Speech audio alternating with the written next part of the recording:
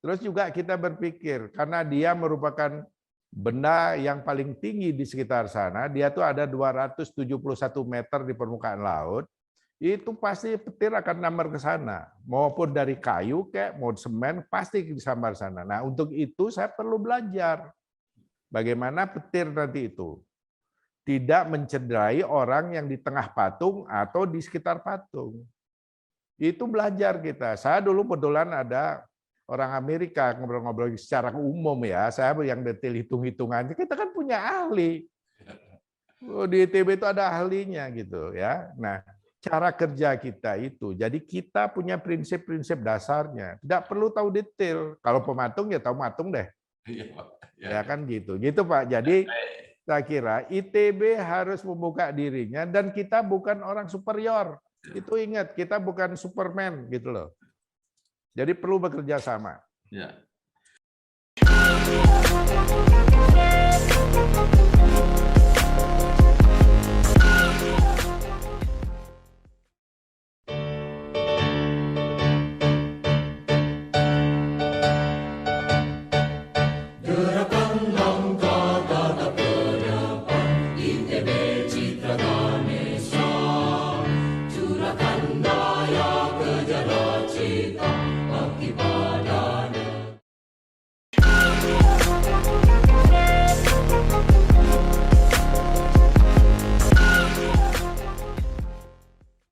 Assalamualaikum warahmatullahi wabarakatuh. Waalaikumsalam. Om Swastiastu. Tuh. Bersama saya Bambang Sadurno di kanal Inspirasi untuk Bangsa. Mudah-mudahan kanal ini selalu bisa memberi inspirasi, motivasi, dan edukasi. Kami sedang mempersiapkan beberapa video wawancara untuk ikut memberi makna 63 tahun Institut Teknologi Bandung.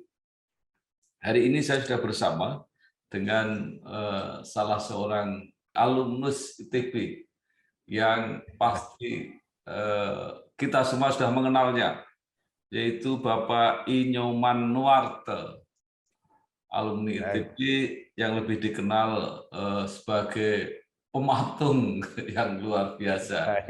Baik. Apa kabar, Pak? Baik, Pak. Ya. Ya, begini aja lah. Ya. Menyehatkan diri. Iya, luar biasa. Mungkin Bapak berkenan untuk bercerita masa-masa kuliah di ITB, kemudian memilih karir sebagai pematung, ya, desainer yang tidak banyak yang menjalani itu, dan sampai sekarang konsisten dengan karya-karya yang luar biasa. Silakan, Pak. Pak, sebelum kita mulai, sebelum kita bicara, boleh nggak saya putarkan video? Oh, boleh. Supaya nanti teman-teman paham saya tuh ngapain aja. Ya. Pak ya, share ini dulu. Silakan Pak. Ya.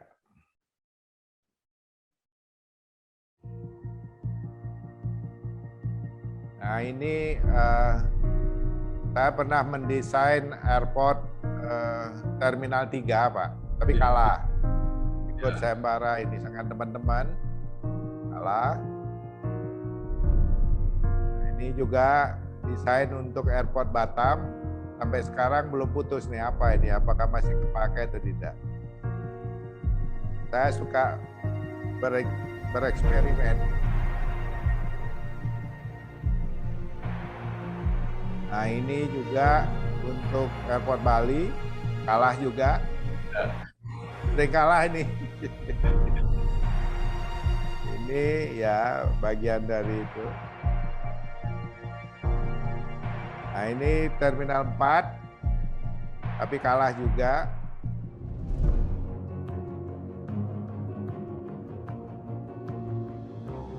Kalah.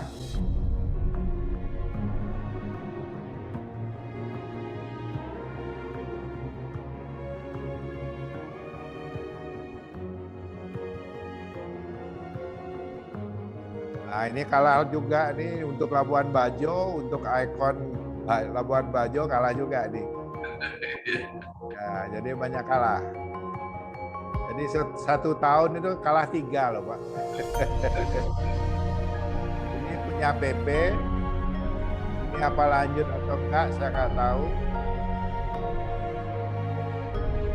Lahannya agak sedikit. Ini di Bangka.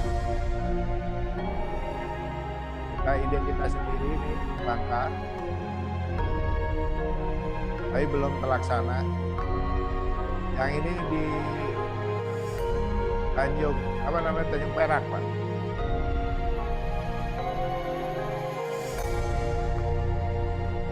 Nah, ini dari skala kecil kita kemudian besarkan dengan teknologi kita yang kita temukan tahun 91. Patennya kita peroleh 93. Ini kehalang COVID juga nih. Kehalang COVID. Objek wisata, tapi ya ini Masjid Agung IKN. Bentar lagi kita harus membuat basic desainnya.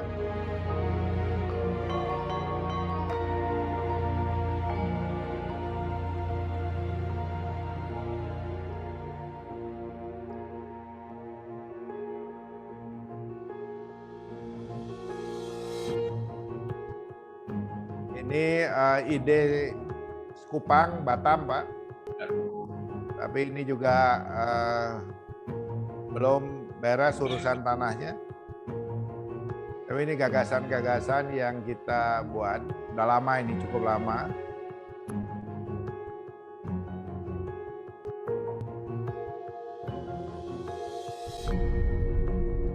Ini ide di Bandung untuk objek wisata. Background-nya Asia Afrika.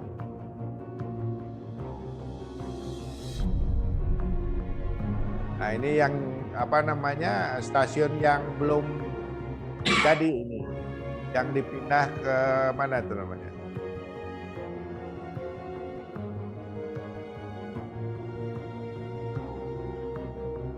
Nah, ini mudah-mudahan lanjut. Ini sudah lama sekali nih.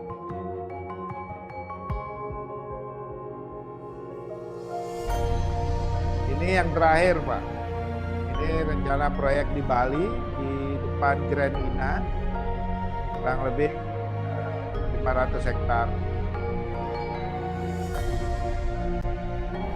Bikin sculpture park di sebelah rumah sakit Mayo Klinik.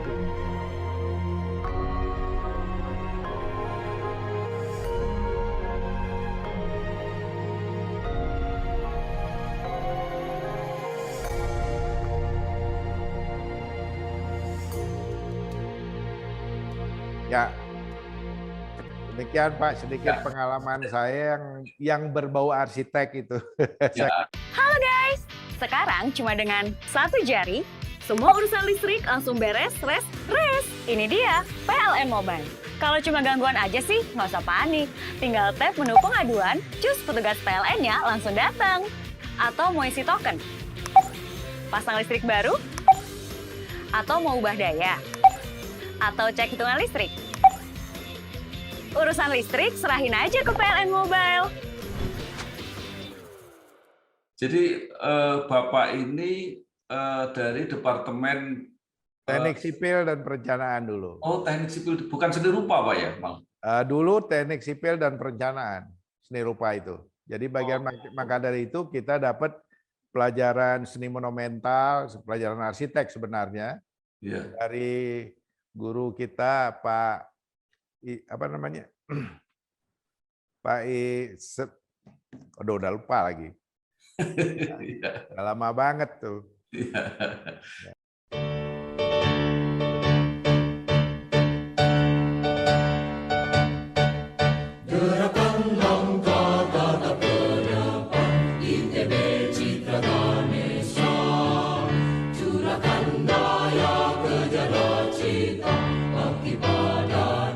Jadi kalau begitu status pematung itu hanya bagian, Pak ya. Jadi yang lebih besar desainer sebenarnya, Pak ya. Ya begini, kalau saya tahun 75, Ya. tahun 76 bergabung dengan Gerakan Seni Rupa Baru. Ya. Karena kita sudah merubah paham-paham kesenian kita. Kita tidak ingin seni itu dikotak-kotakan, termasuk arsitek dan sebagainya itu sama saja. Cuman memang arsitek adalah lebih ke fungsi, karena memang namanya juga applied art gitu ya. Tapi kalau seni patung dan lain-lainnya itu kan lebih ke estetika. Nah, kemudian saya memadukan antara estetika dan fungsi menjadi seimbang. Ya. Ini yang penemuan-penemuan kita. Saya temukan tahun 91, ya, kemudian kita patennya keluar 93 itu. Itu sebabnya memudahkan saya untuk mengembangkan dari desain kecil, kudu diperbesar secara 3-dimensional, serumit apapun tidak masalah gitu. Siapkan diri, teguhkan hati, tegakkan tekad pribadi, langkah dan karya nyatakan pasti, dambaan hidup pertiwi, hai putra bangsa insan bersama. Ya, Pak. Ya, kalau lihat Bapak ini apa ya, spesialis atau karena seringnya ikut lomba, sering menang. Pertanyaan saya begitu. Ya, sering kalah loh, jangan Sering salah. kalah. Sering kalah, sering Ya, kalah. nah, maksud saya kalau desain itu ikut lomba, ya kemudian walaupun nggak menang nomor 1, mungkin nomor berapa gitu. Kemudian desain itu dipakai, apakah Pak ya, penghargaannya itu hanya merupakan hadiah lomba atau nanti terpisah lagi Pak itu bahwa ada hak itu dihargai? Ya begini, saya masih mahasiswa pada saat itu, tahun berapa itu ya, 78, 79 itu, saya memenangkan sayembara proklamator tidak dengan grup tapi sendiri. Ya, jadi pematungnya saya, jadi arsiteknya sok tahu lah gitu, sendiri, menghitung juga sendiri. Nah, pada saat itu, wah, pesertanya bukan main, hampir seluruh perusahaan yang ada di Indonesia yang memahami arsitek itu ikut, Pak. Ya, besar sekali. Pengikutnya juga pada saat itu lebih dari 100 perusahaan. Nah, saya sendiri yang sendiri gitu loh. Karena dulu namanya mahasiswa kan, uang nggak punya kan, jadi nggak pernah ikut survei ke Jakarta karena nggak punya duitnya buat ke Jakarta. Nah udah, waktu itu kan belum ada fotokopi. Ya kita hanya mendapat stensilan perintah begitu, ini gitu. Ya kita mulai mendesain dan bikin maket. Nah itulah riwayat saya baru pertama kali menang sayembara nasional, gitu loh. Ya, itu cerita. Artinya menang itu langsung mendapat proyeknya itu atau? Betul. Ya. Proyeknya dulu. Nggak ngejelimet kayak sekarang, Pak. Kalau sekarang ini ngejelimet. Kayak saya ini dapat kerjaan patung, tapi harus mencari pembanding. Ya bingung saya nyari pembanding apa gitu loh. Ini kenyataan sekarang ini, saat ini. Itu kan saya tuh harus nyari pembanding apa, saya bilang. Jadi nggak berlaku apa yang kita tahu. Ini Bapak perlu diketahui. Prestasi Bapak yang diakui dunia atau dikakui secara nasional tidak diakui oleh pemerintah. Nah, ini kan dia persyaratannya saya harus mencari pembanding. Lah gimana sih? Siapa yang saya ajak bandingkan gitu loh. Yang saya begini, proyek GWK itu adalah proyek terumit. Ya, yang saya gabungkan juga tuh kerjaan arsitek, landscape, dan seni patung. Rumitnya bukan main, nggak ada serumit itu konstruksi. Nanti saya perlihatkan ke Bapak. Ya, bagaimana rumitnya? Masa saya sekarang dicarikan pembanding yang punya misalnya SKA gitu? SKA apa untuk saya yang menentukan SKA dong? Nah kayak begini aneh-aneh gitu loh Pak. Ya peraturan ini kan harus dirubah atau dimodifikasi. Supaya apa? Supaya anak bangsa ini mudah ikut berpartisipasi dalam membangun negeri ini. Jangan terus diem gitu loh. Ya saya kebetulan kalau Anda nggak pakai ya nggak usah, saya bilang. Gampang gitu loh. Tapi itu ya silakan. Tugas mulia menantimu, semangat dan tekad kembangkan selalu, sinar terang pasti datang, kajilah ilmu dan teknologi, seni dan Itu Ya. kalau setiap tahun pasti, kan Bapak kreatif sekali itu, apa saja ikut gitu. Setiap tahun pasti ada nggak Pak yang jadi gitu? Gini, kalau ngelihat sayembara begitu, saya baru tahu, nih sorry nih saya bilang nih ya. Saya baru tahu bahwa ada kelompok-kelompok yang sudah gayanya seperti demikian. Kita sulit bisa menang. Oh, Ya, jadi jurinya mereka yang menang teman-temannya gitu. Nggak terbuka. Saya aja nggak pernah diundang. ya, Ya untuk presentasi misalnya ditanya apa kayak gitu nggak pernah. Ya. Tapi kalah aja. ya, Ya seperti inilah. Kalau bangsa ini masih saja seperti ini, kita tidak akan punya karya-karya besar di negeri ini karena ada penjagalan-penjagalan itu. ya. Tetapi Bapak kan menang untuk ibu kota negara. Nah, itulah. Nah, ini mungkin Bapak Presiden kita ya, Menteri PU ini menyadari mungkin kan saya sekarang ada media itu ikut di IG gitu ya, dilihat saya karya-karya saya lihat barangkali dia bagus kok kalah. Ya, Ya kan? ya, Akhirnya penjuriannya barangkali beliau sendiri dengan Menteri PU, karena kali saya nggak tahu itu. ya, Makanya saya terus dipilih. ya. Itu kan juga. Ya akhirnya itu kan digugat tuh, semua asosiasi-asosiasi kan. Ya. Oh penjuriannya nggak benar dan sebagainya gitu. Ya saya nggak tahu. Kok jangan nyalahkan saya kan cuma ikut. Ya. Saya cuma ikut loh. Ya. Ya itu. Pak, Sehingga tekad mandiri sampai masa gemilang. Tentangkan saya, pancarkan citra, cerdaskan bernegara, banggakan bangsa, banggakan Indonesia, adil makmur. Pak Nyoman, Ya. kalau melihat karya-karya Bapak yang banyak tadi, saya mengamati kan kenapa Bapak suka model Garuda? Nah ini Garuda itu kan kaya. Ya Garuda itu simbol sesuatu kekuatan, ya, suatu apa ya? Kalau kita lihat dari dongeng-dongeng dari semua negara itu semua pakai, hampir semua simbol pakai ini Garuda kan. Tapi dengan berbagai macam olahan, ya kreasi. Misalnya kita lihat Amerika, Jerman, ya kita, terus Thailand juga. Dan banyak lagi lah yang pakai Garuda itu. Karena mungkin, coba Bapak bayangkan, pesawat terbang satu saja pesawat tempur nih, terbang muter-muter di atas angkasa kita, serem dengarnya kan. Nah ini juga Garuda. Ya kalau Garuda itu terbang di atas kita, ayam segala macam lari semua itu. Jadi mempunyai pengaruh wibawa yang luar biasa gitu. Kalau menurut saya ya.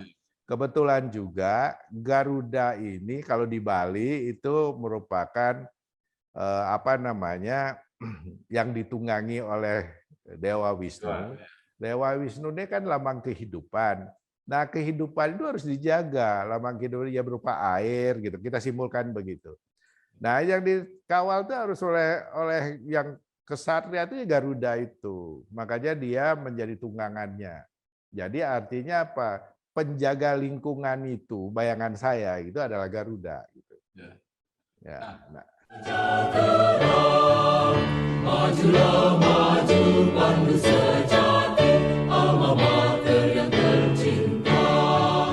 Semoga semakin kukuh dewasa, tetap jaya dan abadi. Tetapi untuk desain istana negara ini, Ya. Justru penampakan Garudanya akan direvisi katanya. Enggak ada. Jadi begini, Ya. Garuda itu bukan Garuda Pancasila ansih, ya, tapi masyarakat kita memahami itu diambil dari simbol itu. Karena Garuda ini hampir semua ya secara nasional kita memahami ini adalah lambang sebagai Garuda. Terus kemudian ada olahan macam-macam ya itu lain lah. Kita ini membangun gedung, ya bangun gedung kantor presiden. Ya. Ya tentu saya berpikir begini, bangsa kita memiliki 1.300 kalau nggak salah ya, suku bangsa yang masing-masing mempunyai ciri. Ciri-ciri rumahnya, ornamennya, tekstilnya, macam-macam, banyak sekali. Kalau salah satu misalnya bangunannya saya ambil, terus yang lain bagaimana? Apa nggak marah? Pasti marah, ya kan? Pasti cemburu, ada perasaan itu. Nah, saya ngambil jalan tengah, jalan yang bebas, yaitu mengambil Garuda. Nah, yang menjadi masalah mereka membayangkan Garuda itu tidak akan ada ruang, kata siapa? Perintah pertama dulu Garuda itu harus bisa memuat, harus memiliki lantai begitu, 28.000 meter persegi. Ya. Nah, itu bisa terserap ke dalam. Tapi akhirnya dikeluarkanlah kantor-kantor seperti Setpres, Stafsus, itu semua punya kantor tersendiri di luar dari kantor Garuda tadi itu. Ya, hanya presiden yang akan di sana yang kurang lebih membutuhkan 8.000 sampai 1 hektar. Ya, space yang ada di dalam Garuda. Jadi, nah kiri kanannya ya, presiden ini kan mengharapkan supaya di sana kan panas, gimana udara itu bisa cross subsidi. Kalau saya di dalam gedungnya itu di sayap-sayapnya itu yang tidak dipakai lagi itu saya jadikan taman. Jadi ada tanaman di dalamnya. Barangkali Pak Presiden bisa rapat di bawah pohon di sana, tapi dalam gedung itu. Jadi agak unik sedikit gitu. Itu ceritanya. Jadi orang tidak mengerti, berkomentar, dia pikir tidak akan bisa dimanfaatkan, kata siapa? Itu yang saya perkenalkan. Teknologi saya yang pembesaran itu, yang sudah saya punya patennya, yang baru kemarin diperpanjang, itu sudah 91. Teknologi ini pada saat itu komputer kita masih lemot lah, kurang cepat gitu ya. Saya yang percaya dengan teori saya itu adalah Angkatan Laut, dalam hal ini KSAL Pak Arifin pada saat itu. Kami presentasikan teori kita akan seperti ini, bentuk apapun, serumit apapun, sebesar apapun, asal ada duitnya bisa jadi, saya bilang. Ya, nah beliau percaya. Akhirnya kita buatlah patung Jales Pepa Jayamahe dengan harga yang sangat-sangat murah gitu, karena teknologi tadi. Ya.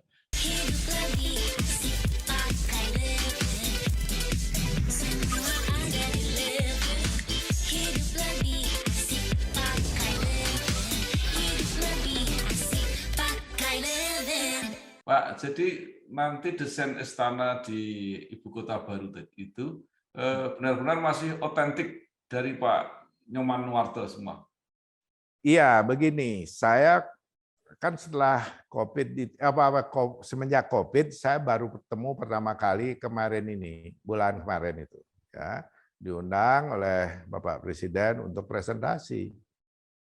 Saya presentasikan perkembangan terakhir, karena saya diberi tugas untuk mengembangkan basic design bersama-sama dengan PUPR.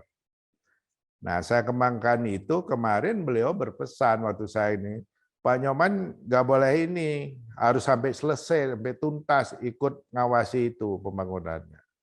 Itu. Ya, saya bilang sih, kalau saya memenuhi syarat, ya saya sih boleh saja, tapi kan ada aturan-aturannya yang mereka itu. Harus punya ini, harus punya itu, apa memenuhi syarat gitu. Seperti saya katakan tadi, walaupun saya pernah bikin GWK yang begitu rumit, konstruksinya masih jaga, saya disuruh pakai pembanding, pembandingnya siapa dong? Ya itu orang pembanding itu harus mirip-mirip dong. Begitu. Ini nih kadang-kadang aneh-aneh. Ini yang perlu teman-teman ITB harus rombak. Juga pandangan-pandangan seperti arsitek, pendagang seni itu harus ada perombakan. Masa dari tahun-tahun begitu terus gitu loh. Artinya kalau Pak Presiden nggak punya diskresi, Pak, kalau ada hal semacam itu? Begini, karena semua pertanyaannya sudah kita jawab. Ya, baik dari segi bahannya, baik dari segi pilihan bahannya, alasan-alasannya, sudah semua kita jawab. Termasuk konstruksi, usulan konstruksi dengan pertimbangan gempa dan kualitas tanah, itu sudah kita studi semua. Termasuk masalah green building. Itu.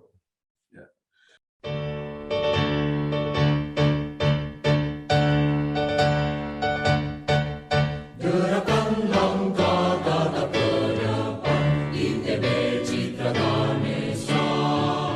Curahkan daya kejar cita, bakti padanya. Jadi kalau pengalaman yang dulu-dulu, Pak, setiap desain dari Pak Nyoman Nuarto itu diikuti nggak sampai jadi?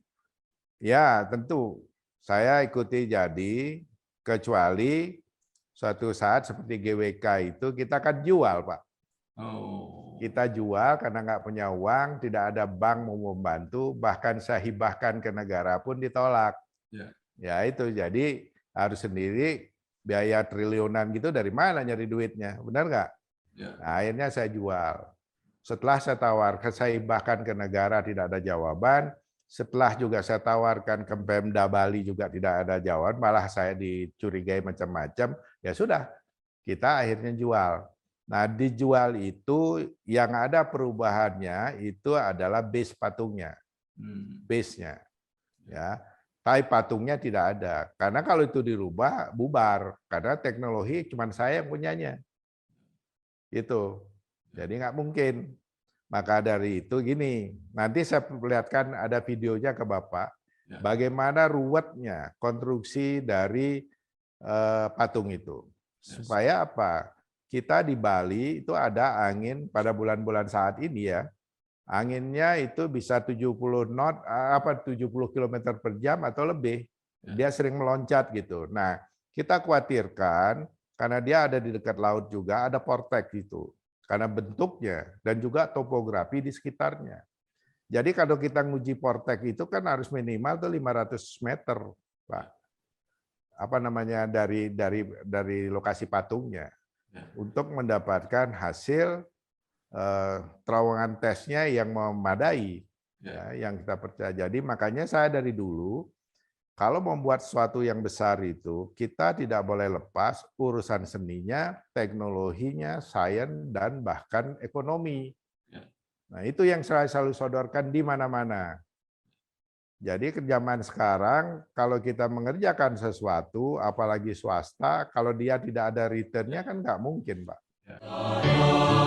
Siapkan diri, teguhkan hati, tegakkan tekad pribadi. Langkah dan karya nyatakan pasti, dambaan Ibu Pertiwi. Hai putra bangsa insan bersama. Bu, pinjam mobil. Boleh, tapi nanti anterin Ibu arisan dulu sama isin pulsa. Transferin buat bayar arisan, terus nanti ambilin cash juga. Pinjam mobil sekali, nantinya banyak. Makanya perbanyak transaksi, kumpulkan poin, lalu tukar dengan kupon undian di BNI Mobile Banking dan menangkan hadiahnya. Gak pakai nanti.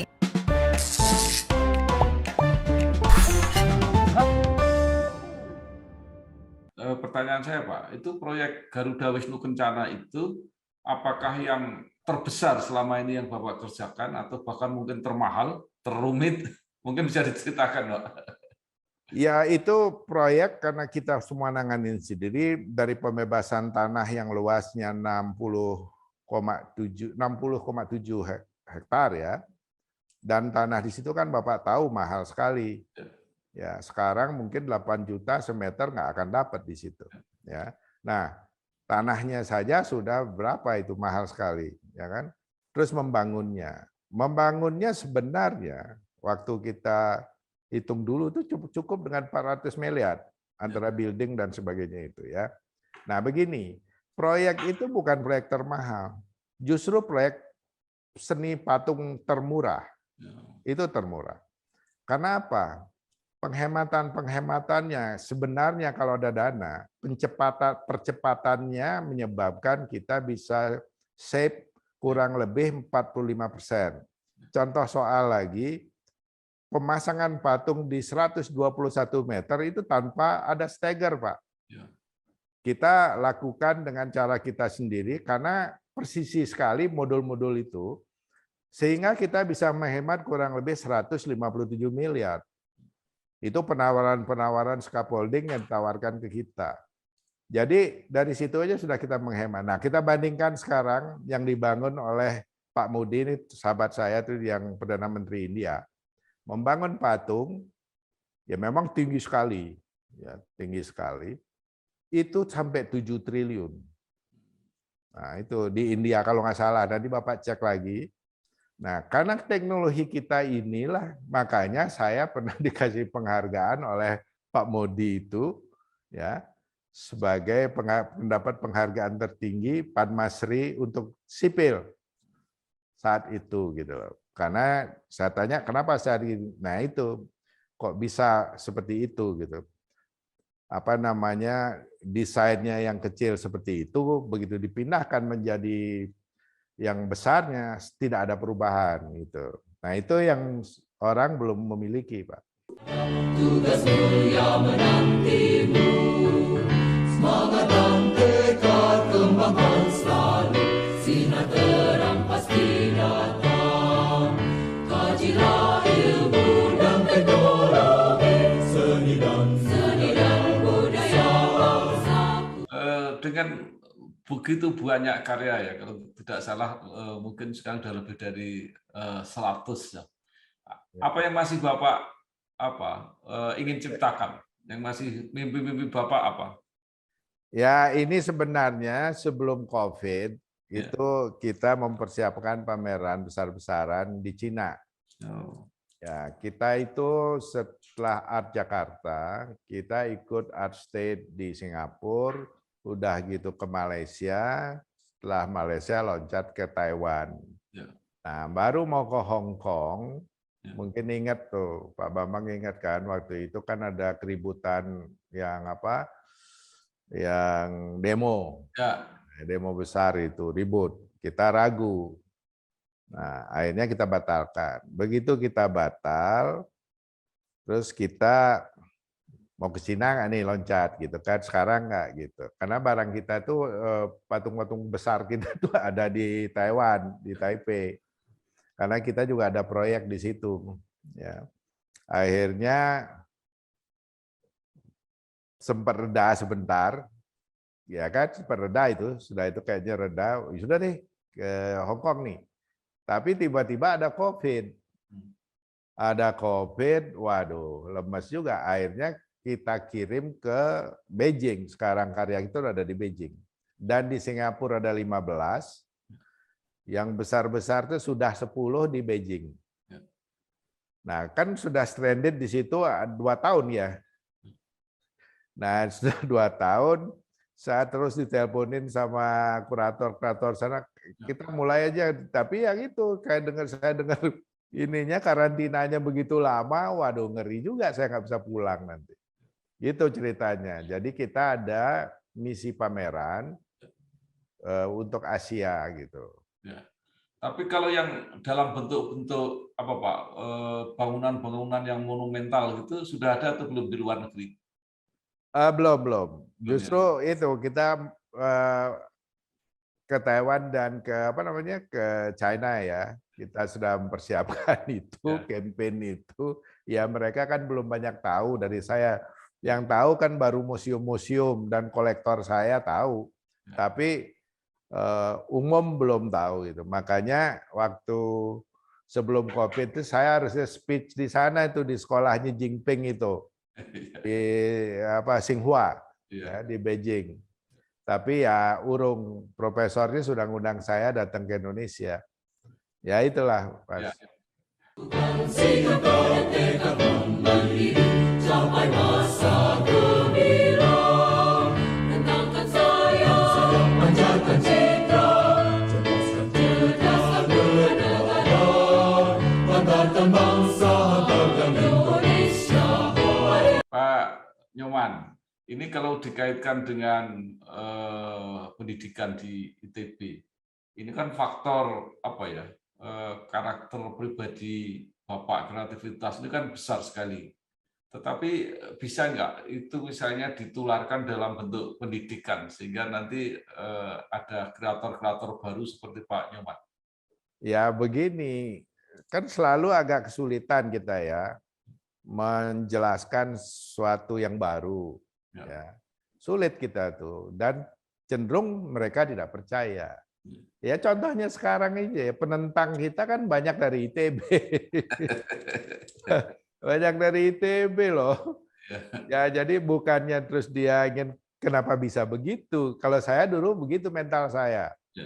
Kenapa Pak Sriadi begitu hebat? Saya nanya ke sana soan gitu. Dengan jalan kaki loh dulu tuh ya. Saya lihat Pak Avani hebat, SMP pun saya sudah datangi beliau tuh ke Jogja tuh, ya nabung dulu gitu. Nah keinginan tahu ini yang tidak ada, yang saya lihat anak-anak dari ITB saat ini malah mengajari saya, ya kan aneh, mengajari saya konstruksi loh. Kan baru-baru ini ITB memberikan honoris causa sama saya. Ya tanya aja itu mereka ada tahu kok saya kok. Seperti Widiatnyana, terus Pak banyak tuh ya teman-teman itu. Tapi mereka sebelum tahu saya, anak-anak kecil kita ini sudah ngomongnya sudah di atas langit gitu. Ini susah. Beda sama karakter saya ya. Saya dulu mencari ya, memberanikan diri ketemu orang-orang hebat gitu supaya kita ke bawah-bawah gitu. Ini kalau sekarang enggak, malah memusuhi, itu kan bingung. Baik. Nah, itu realita kita sekarang ini. Jadi tidak mudahlah kita membawa suatu berceritalah penemuan baru itu susah. Ya, baik. Ya, gitu.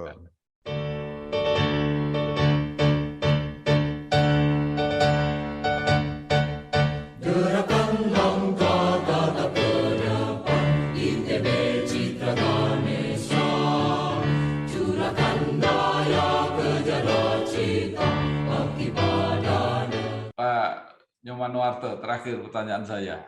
Jadi sekarang apa harapan atau saran Bapak, baik kepada institusi ITB, kepada para mahasiswa, atau pada alumni yang baru, ini supaya bisa kreatif, inovatif, kan mengisi peluang tadi masih banyak sekali. Silakan. Ya, memang begini ya. Kita ini kan masih silau dengan apa yang ada di Barat. Kurang memperhatikan ya penemuan-penemuan lokal dari kita, dari ITB sajalah. Kurang. Tapi begitu dari Barat nggak ada pertanyaan. Coba aja. Apapun yang dari Barat itu sebagai suatu kebenaran, bahkan menjadi kaidah-kaidah gitu loh. Gimana nih kita akhirnya mempunyai kepribadian kalau kita sendiri tidak bangga sama diri kita? Nggak mungkin. Karena gini, menurut saya, apa yang diberikan kepada kita berupa bakat itu, ya bakat itu kalau tidak dipupuk dengan keras, kerja keras, ya tidak akan jadi apa-apa. Jangan terlalu bangga dengan IQ tinggi. Ada hostess dulu memiliki IQ tinggi, tapi cuma jadi hostess. Karena dia tidak paham dengan dirinya sendiri. Nah, ITB ini seanjurkan membuka dirinya selebar-lebar, ya, dan coba mengevaluasi, ya, alumni-alumninya tuh jadi apa gitu, siapa yang jadi apa. Kalau kita tidak bisa seperti itu, kita akan telan mentah-mentah apapun yang dari Barat. Itu sebagai suatu kebenaran. Dan begini, saya kembali lagi bicara mengenai arsitek. Apakah kita sudah tidak di sekolah itu sudah tidak diajari bahwa banyak arsitek-arsitek terkenal ya di dunia itu seperti misalnya Le Corbusier ya, banyak ada 10 kalau lebih kali ya yang terkenal yang tidak mempunyai background pendidikan arsitek. Ini kok sekarang saya dihujat-hujat dan ayo aja uji saya senang sekali. Ya, jadi gini, itu yang saya bilang, kayaknya nggak pernah dapat pendidikan sejarah. Ya. Ya itu, gimana dong, kok sudah berani menilai sesuatu. Nah sekarang Pak Bambang lihat, saya kan melihatkan fakta, bukan berbicara muluk-muluk, benar nggak? Ya. Fakta yang saya buat dan Bapak lihat sendiri rumitnya kayak apa. Saya tuh berpikir walaupun sebagai pematung, 30 tahun yang lalu sudah berpikir jauh ke depan, ya, bagaimana kita membuat patung ini minimal tahan 100 tahun. Itu loh. Maka dari itu kita pilih bahan. Pilih bahan terus kita uji strukturnya. Itulah menguji struktur ini, kajiannya kan sudah jelas. Teknologi, ya kan? Di komputer kita sudah ada. Tapi akan bisa dikerjakan kalau tidak ada masukan dari saya. Nggak bisa. Nah, kita menemukan itu sehingga ahli struktur kita mudah menghitungnya. Hitungan itu pun saya belum percaya. Kita harus tes nih. Bawa kirim ke Toronto dan ke Melbourne. Di Melbourne dulu kita supaya tahan 50 tahun. Nah, akhirnya terakhir supaya tahan 100 tahun. Itu sebabnya ada penguatan-penguatan di sayap sebelah barat itu. Nah, ini adik-adik kita tuh pernah tahu nggak semacam begitu. Terus juga kita berpikir, karena dia merupakan benda yang paling tinggi di sekitar sana, dia tuh ada 271 meter di permukaan laut, itu pasti petir akan nyambar ke sana. Maupun dari kayu, kayak mau semen, pasti disambar sana. Nah, untuk itu saya perlu belajar. Bagaimana petir nanti itu tidak mencederai orang yang di tengah patung atau di sekitar patung. Itu belajar kita. Saya dulu kebetulan ada orang Amerika ngobrol-ngobrol secara umum ya. Saya yang detail hitung-hitungan. Kita kan punya ahli. Di ITB itu ada ahlinya gitu ya. Nah, cara kerja kita itu. Jadi kita punya prinsip-prinsip dasarnya. Tidak perlu tahu detail. Kalau pematung ya tahu matung deh. Ya kan gitu. Gitu Pak. Jadi saya kira ITB harus membuka dirinya dan kita bukan orang superior. Itu ingat, kita bukan Superman gitu loh. Jadi perlu bekerja sama. Ya.